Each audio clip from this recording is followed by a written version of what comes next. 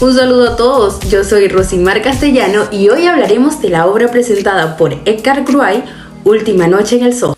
Ok, empecemos hablando de la narrativa. Esto se trata de un suspenso psicológico que sigue la historia de Ellis en esta transición que significa dejar su pueblo natal para mudarse a Londres, mientras comienza a prepararse en la misma carrera que cursó su madre, diseño de modas. El éxito en dicha carrera es de alta importancia para Ellis debido a la muerte de su madre, quien se suicidó cuando ésta aún era muy pequeña. Es así, con el apoyo de su abuela y luego de un discurso por parte de ella casi profético acerca de los peligros de la ciudad, emprende su viaje a Soho, Londres. Al llegar, la bienvenida no resulta ser lo que esperaba, teniendo que lidiar con una compañera de cuarto extremadamente competitiva y envidiosa. Esto obliga a Ellie a buscar un cuarto en alquiler para evitar problemas con esa tóxica. Es cuando entra en la escena la señora Collins, una anciana que le ofrece una habitación amplia a Ellie y donde la magia estaría por suceder. Desde la primera escena se presentan los dotes de Ellie para ver y sentir cosas que no todos tienen. Al poder ver a su madre en el espejo, claro que esto al principio no lo muestra como un dote, sino más bien como una consecuencia de trauma psicológico que la muerte de esta le dejó. También en dicha escena nos dan a entender la personalidad en el estado natural de Ellie, disfrutando de sus propios diseños y bailando al ritmo de la música antigua que tanto disfruta. Por ello, es evidente que la timidez y la inseguridad que presenta al llegar a la ciudad denota lo significativo que es para ella la transición en el ritmo de la vida que llevaba y su importancia. Ya en la noche, momento en donde ocurre toda esta magia, resaltan en la habitación las luces titilantes del cartel neón que dice Bistro. Desde la calle, siguiendo siempre el patrón azul, rojo y blanco, lo cual de la introducción de no tratarse de cualquier habitación. A partir de esa primera noche, él empieza a soñar con Sandy, una chica de rostro parecido a ella que precisamente llegó a la ciudad para también cumplir un sueño, con la diferencia de que esta historia se desarrolla en los años 60, época favorita de él. Sandy, a su vez, quería ser cantante, pero una mala decisión la hace relacionarse con un proxeneta que se la hacía llamar manager, siendo obligada a prostituirse para ganarse la vida. Al presenciar la valentía y la seguridad de Sandy, a pesar de vivir sus propias dificultades, Ellie encuentra la inspiración que el trauma psicológico le había arrebatado, diseñando vestimentas de épocas, cambiando su aspecto para parecerse más a Sandy y demostrando su fraccionamiento identitario. A lo largo de la historia, los sueños de Ellie se convierten en alucinaciones más vividas y casi en la misma medida más aterradoras.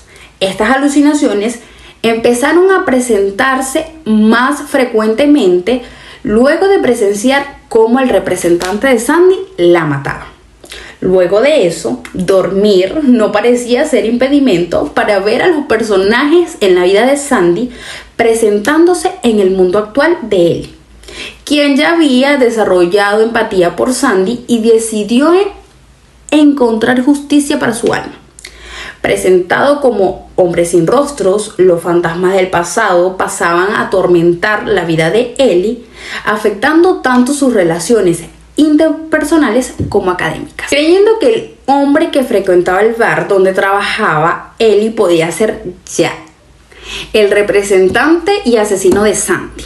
Ellie comienza a investigar el apellido de Sandy para llevar pruebas factibles a la policía, pero en lugar de eso encuentra numerosos reportes de hombres desaparecidos.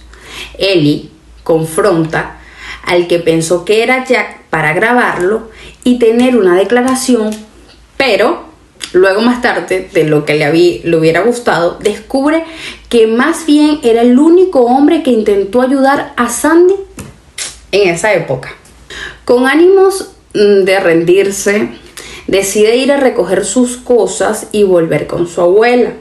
Es cuando, luego de una reveladora charla con la señora Collins, descubre que ella era Sandy, que no había muerto y que en realidad era la culpable de todas esas desapariciones sin rastros, confesando haber matado a cada hombre que venía a su casa para pagar por relaciones sexuales con ella, incluyendo a su manager.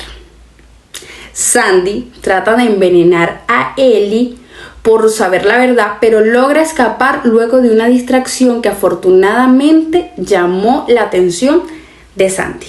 Un incendio provocado por la colilla de un cigarro da lugar a un fugaz y energético desenlace, explicando que las almas de los hombres sin rostro solo querían paz y que Sandy en la actualidad sabía el mal que había hecho, que no se arrepentía por ello, pero estaba dispuesta a asumir las consecuencias. Luego del intento fallido de Ellie por salvar a Sandy Collins del incendio, esta termina aceptando su merecido.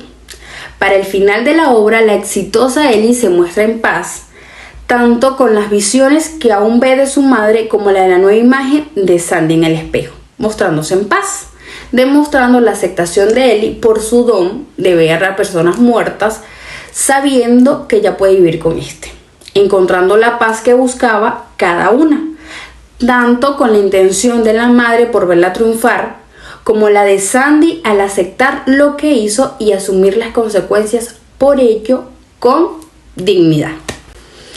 El terror psicológico de la historia nos presenta que, a pesar de desarrollarse en paralelo, destaca el protagonismo impecablemente interpretado por Mackenzie como Ellie, puesto que la historia de Sam en todo momento se desarrolla a través de ella. Ahora bien, hablaremos de la fotografía. La dirección de la fotografía se relaciona a una especie de narrativa fotográfica parecida a la de la película El demonio neón, logrando comunicar con las luces, planos y angulaciones mejor la historia que con los diálogos que ésta podría tener. Cada momento desarrollado de la noche es iluminado por al menos uno de los tres colores predominantes en la película: azul, rojo y blanco, y como también la mezcla de estos mostrando un tono púrpura.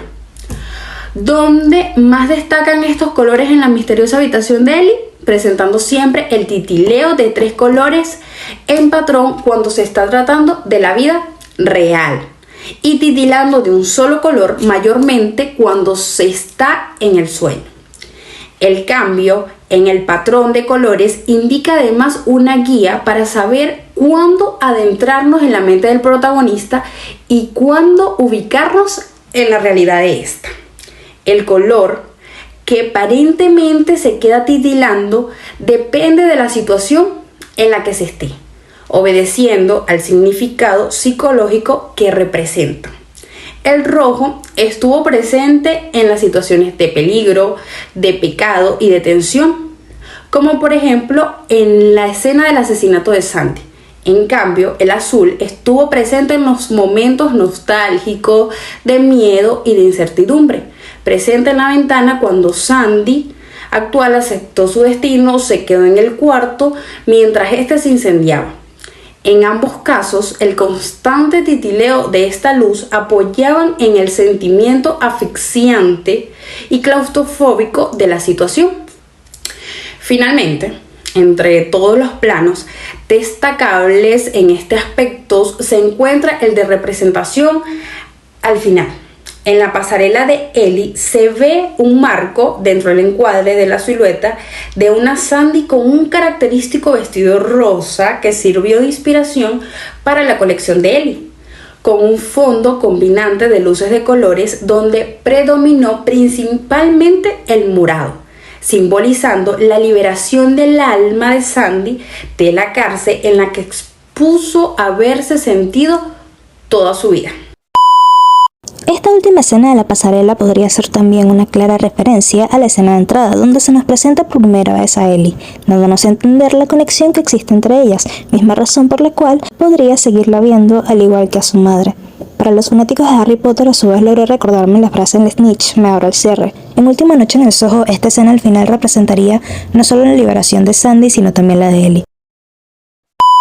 Hablaremos de un punto muy importante como fue la edición y el montaje. Se emplearon igualmente numerosos recursos audiovisuales para explicar sin mucho diálogo el argumento de la historia, utilizando elipsis para mostrar la historia de Sandy, logrando condensar el tiempo justo para entender su argumento personal, sus metas y sus motivaciones. Cuenta además con planos y angulaciones que se desarrollan arrítmicamente y que son características del género suspenso, los cuales fueron mayormente cerrados para que el espectador no viera más de lo que debería ver.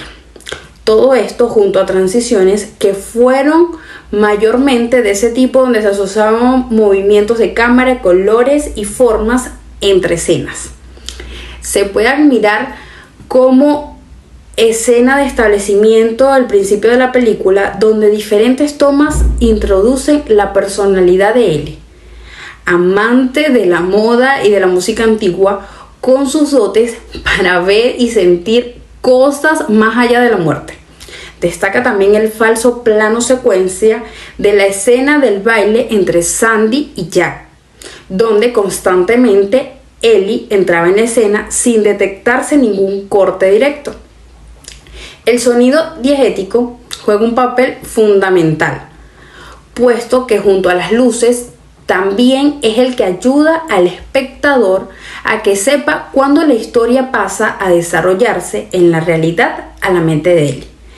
Y el recurso mejor manejado podría decirse que fue el de la siembra y de la cosecha, que permitió el desarrollo del guión oculto, dar pie al desenlace inesperado pero verosímil de la historia, de la cual podemos destacar la presentación de la figura en cerámica de una bailarina en los recuerdos de Sandy joven y luego de la aparición de la misma en la habitación de la señora Collins, así como también el mal olor que advierte a la señora Collins al llegar a Ellie a la habitación, que después entendemos que es producto de los cadáveres ocultos por toda la casa. La escenografía. Primeramente nos centramos en Londres y, para ser más exactos, en la actualidad, donde nos ubican edificios y construcciones viejas remodeladas a lo moderno. En la película, las escenas están entre la realidad y el sueño, o por decirlo de otro modo, los recuerdos de Sandy. Cuando Ellie dormía cada noche, todo a su alrededor cambiaba de tonalidad y de ambiente, mostrándonos un Londres de los años 60 donde abundaba la moda y las distintas clases sociales. A medida que va avanzando la escena colorida y llena de luz que mostraba, se va tornando negra y roja. El ambiente en el sueño era mostrado alegre y en ocasiones, al pasar de una habitación, se cruzaba a otra habitación u otro plano de la historia. En el momento que la protagonista llegaba al punto de no distinguir lo real con ficción, los efectos especiales juegan como la escena, haciéndola ver como si realmente no pasara, pero efectivamente se encuentra ahí, como lo sería el reflejo de la protagonista con Sandy, cosa que se ve frecuentemente durante casi todas las escenas de la película. El diseño de producción. En cuanto al diseño de producción, puedo mencionar con mucha admiración la increíble presentación y el contraste entre Londres de los años 60 y el actual. Lograron representar de una forma excelente los streaming systems del siglo XX, donde todo era colorido, despreocupado, misterioso, y reinaban tanto los cines, cabaret y centros nocturnos como las sex shop, los prostíbulos y las ventas de droga. Esto mientras paralelamente se contrasta con el Londres de hoy, donde las mismas instalaciones se convirtieron en tiendas de moda y restaurantes elegantes. Y como si no fuera suficiente, el manejo de la producción nos destacan en los créditos, mostrando intercaladamente clics de tomas fijas donde se aprecian las diferentes calles en donde se desarrolla la historia. La banda sonora. Anya Taylor-Joy, quien protagonizó a Alexandra Collins, o conocida como Sandy, fue quien cantó la música Downtown, siendo este el tema central de la película. La banda sonora en sí es neutra. Sonido para la tensión, sonidos para dar ambiente y sonido para momentos alegres o ansiosos de los personajes.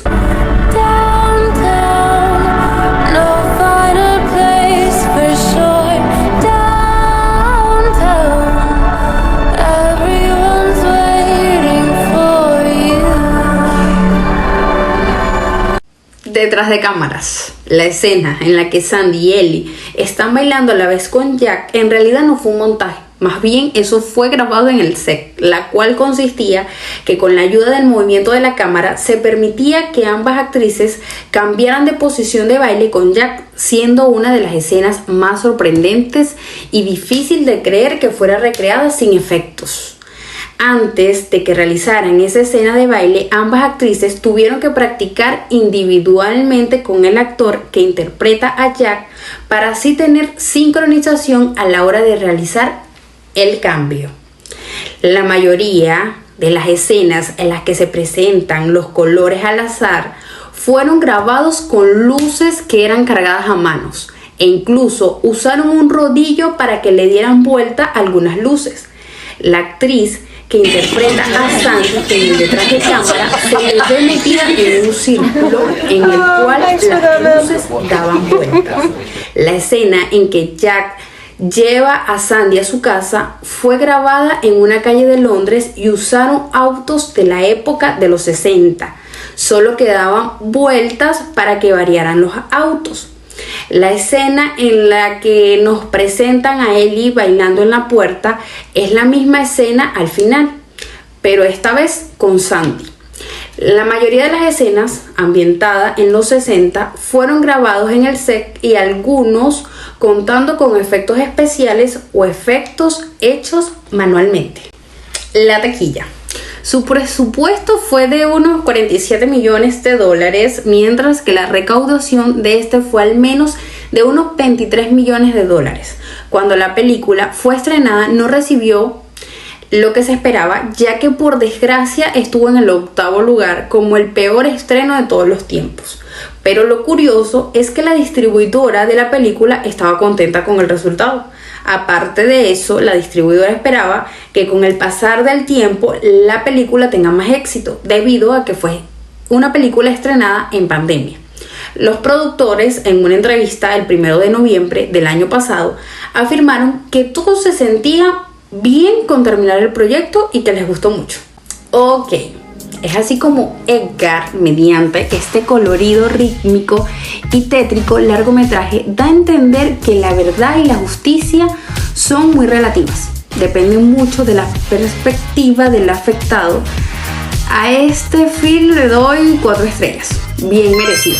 4 estrellas porque me hubiera gustado que se entendiera mejor el porqué de la diferencia entre lo que sucedió realmente en el asesinato central de la historia y lo que él vio, no siendo ese el caso del resto de las visiones que eran justo lo que había pasado realmente.